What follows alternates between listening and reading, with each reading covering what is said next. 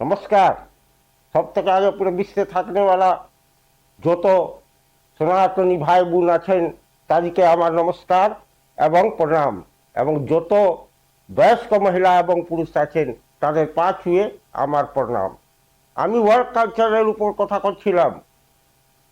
দেখুন যে টিম বানিয়েছেন মাননীয় শুভেন্দুদা, ওই টিমের কিভাবে অ্যাক্টিভিটি চলছে আমি পুরো 2 মাস থেকে ওয়াচ করছি।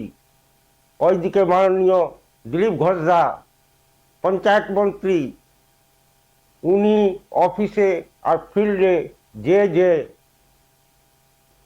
সব কিছু মনিটরিং করছেন, এবং সব থেকে আগে উনি বিভাগটাকে একদম কাজ করার জন্য একদম অ্যাক্টিভ করার কাজ আগে করছেন, যাতে যখন আমি ফিল্ডে কাজ করতে নামবো তো এখানকার যে মেন পাওয়ার কম আছে, যে অফিসার ক্রাফট আছে ওকে হাঁটাতে হবে, যে পারফেক্ট অফিসার আছে তাকে কাজ দিতে হবে, এই সব কাজে উনি লেগে আছে।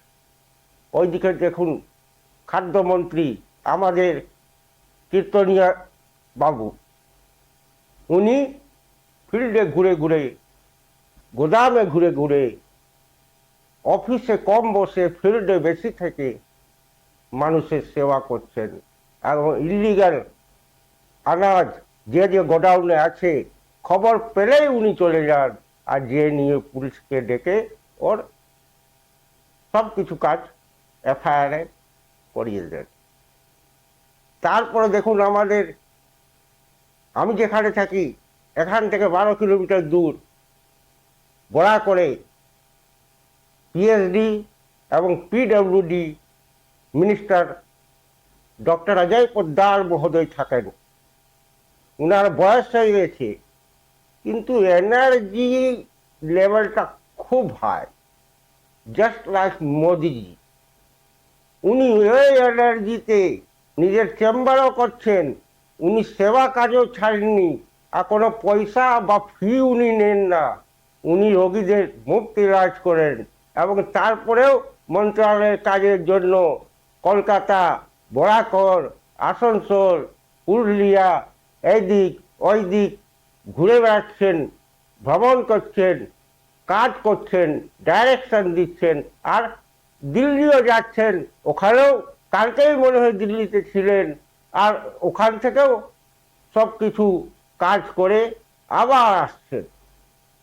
এই হয়ে গেল। এবার মাঝে বোরাকর থেকে আগে বাড়বো আসানসোল। আসানসোল দক্ষিণের বিধায়ক আমাদের অগ্নিমিত্রা পাল দিদি, উনি তো জবরদস্ত এনার্জেটিক, শহরি বিকাশ মন্ত্রী। অর্ধেক সময় তো উনাকে রাস্তার উপরেই আপনি দেখতে পাবেন।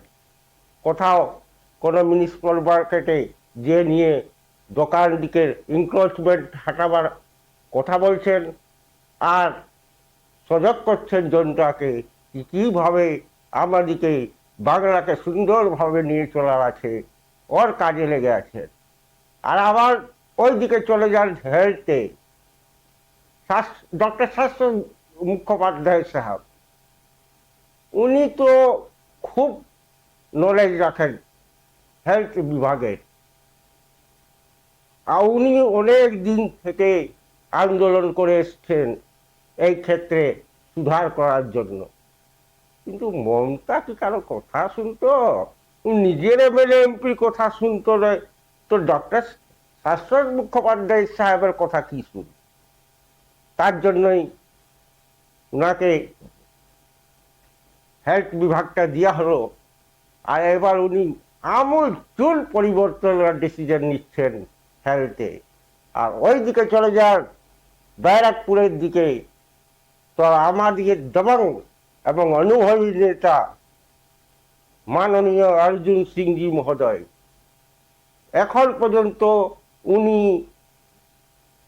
নতুন বাস কত বার করে দিলেন সরকারি, কত জুট মিল খুলিয়ে দিলেন, কত চা বাগানের শ্রমিকদের যে কারখানা ছিল ওটা জন্য নেগোসিয়েশন করছেন এবং ওটাও খুলিয়ে যাবে কিছুদিনের মধ্যে। আর বাংলায় ম্যাক্সিমাম বন্ধ করা যত কলকারখানা আছে তার মধ্যে কোটাকে খোলানোর পরিস্থিতিতে আছে।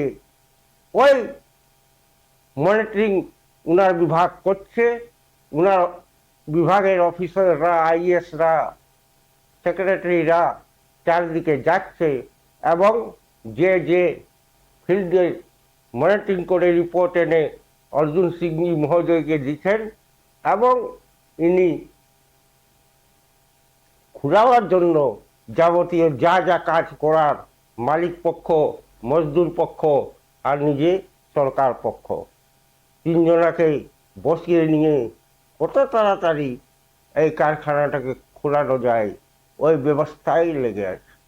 তো দেখছেন কাজ এই স্টাইলেই করতে হয়। আর ভারতীয় জনতা পার্টি জন স্টেটেই কাজ করে, এই স্টাইলেই কাজ করে। আর এটা দেন হলো মাননীয় নরেন্দ্র মোদীজি আর মাননীয় অমিত শাহজি। উনার ডাইরেকশন থেকেই পুরো দেশের 21টা রাজ্যে সব কাজকর্ম চলে এবং তার জন্যই সব সময় মাননীয় প্রধানমন্ত্রীজি আর মাননীয় অমিত শাহজি সব সময় 21টা রাজ্যকেই নিজের ওয়াচে রাখেন আর দেশের তো কাজ করেনি।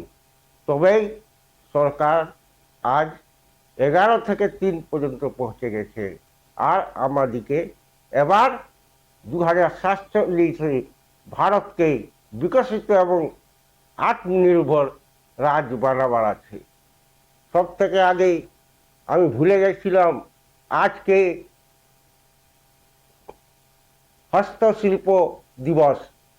যত দেশের মধ্যে আমাদের হস্তশিল্প উদ্যোগে কাজ করনেওয়ালা ভাই এবং বোন আছেন, কাকা এবং কাকি আছেন, তাদেরকে হস্তশিল্প দিবসে অনেক অনেক অভিনন্দন এবং অনেক অনেক শুভেচ্ছা। ভারত মাতা কি জয়, বন্দে মাতরম, জয় শ্রী রাম।